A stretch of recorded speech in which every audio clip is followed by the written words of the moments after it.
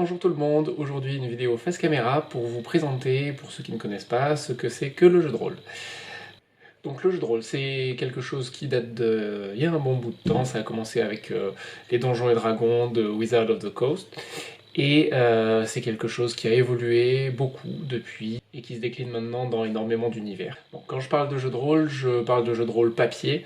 On se retrouve tous autour d'une table, et on passe une soirée, une après-midi, à jouer et à incarner un personnage dans une aventure fantastique. C'est quelque chose qui se fait beaucoup et qui a retrouvé un petit essor ces dernières années. Ça se décline en version d'Heroic Fantasy, comme par exemple les Donjons et Dragons, les versions adaptées de Game of Thrones, mais aussi dans d'autres univers, donc ça peut être dans des univers de science-fiction, comme par exemple récemment The Expanse, ou d'horreur, comme très souvent les versions Cthulhu. Mais c'est aussi des choses qu'on peut retrouver dans des univers plus réalistes, par exemple dans des contextes de conflits historiques.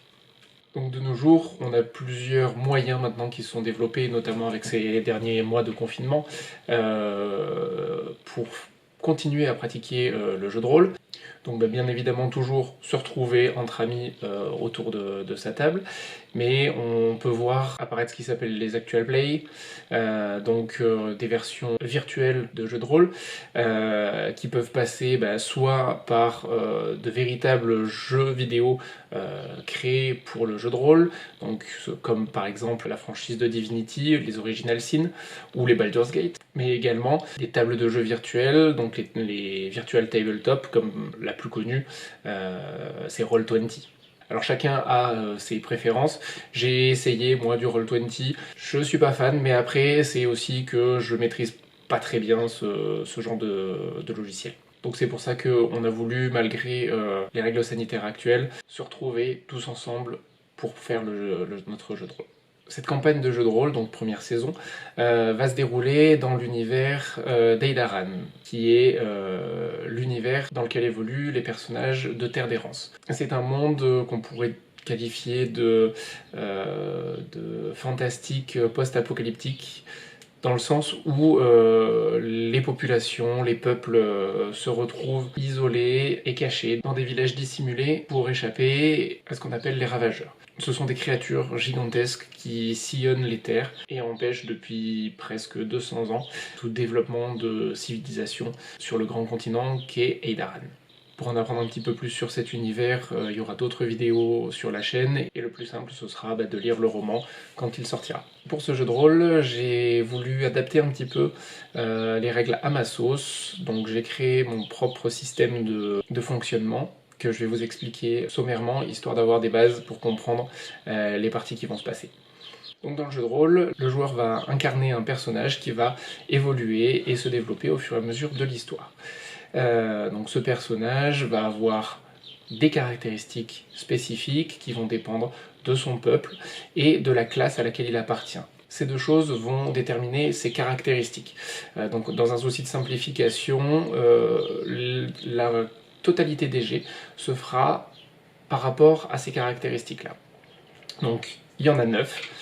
La force, qui correspond à la puissance physique du personnage, la dextérité, c'est son habileté, la constitution, c'est sa résistance physique, le charisme, qui est l'aura qu'il dégage et la façon dont les autres le perçoivent, l'attention, qui est le fait de repérer les petits détails, d'observer des choses autour de soi, que ce soit en rapport avec l'environnement ou avec les personnages non joueurs, la persuasion, qui entre en compte pour convaincre les personnes avec qui il discute, l'intelligence, qui correspond aux capacités cognitives et de déduction, donc l'instinct, qui correspond au ressenti et à la réactivité du personnage, et enfin la volonté, qui reflète sa combativité psychique. Donc ces caractéristiques sont définies par deux valeurs, une valeur qui correspond au nombre de dés, et un dé et une valeur du dé.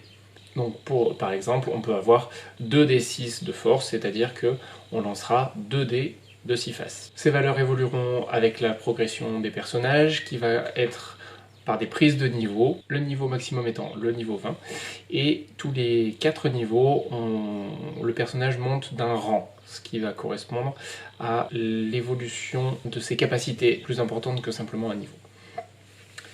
Pour réussir un jet, il faudra donc opposer la valeur qu'on va faire à une valeur de difficulté. La difficulté moyenne pour quelque chose de standard est de 5.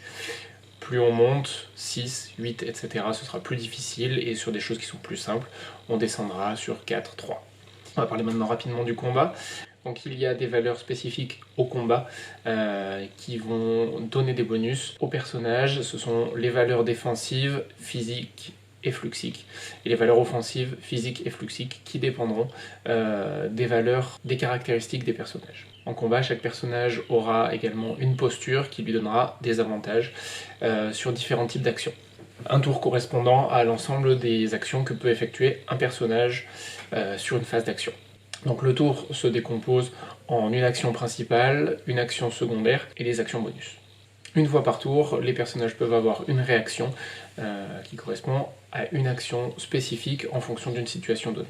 Au cours du combat, les personnages vont infliger des dégâts avec leurs armes ou leurs influx. Ils vont donc réduire les points de vie et le montant d'armure des adversaires. Pour cela, ils utiliseront leurs armes ou leurs influx qui feront diminuer leurs points de flux. En parallèle des combats, il y a l'histoire et donc les états de vitalité des personnages. Donc l'univers d'Eildaran est un monde qui est hostile, et donc j'avais voulu refléter un petit peu cet environnement avec ce que j'ai appelé les états de vitalité. Les états de vitalité correspondent à la santé physique, mentale, à la fatigue et à la faim du personnage. Ces états de vitalité vont monter et descendre en fonction d'actions et de choses qui se passeront. Ils pourront récupérer en mangeant ou en se reposant. Dernière petite chose, les points spécifiques. Ce sont des points dont disposent les personnages afin de donner un coup de pouce à leurs actions. Ce seront les points d'inspiration, les points d'exploit, et ils disposeront tous d'un point de destin qui leur permettra d'éviter les conséquences très fâcheuses, la mort, ou de réussir automatiquement une action critique. Voilà, donc je pense qu'on a fait relativement le tour de tout ce que je voulais vous expliquer, et un petit bonus à la fin de cette vidéo, le générique de Théatrol.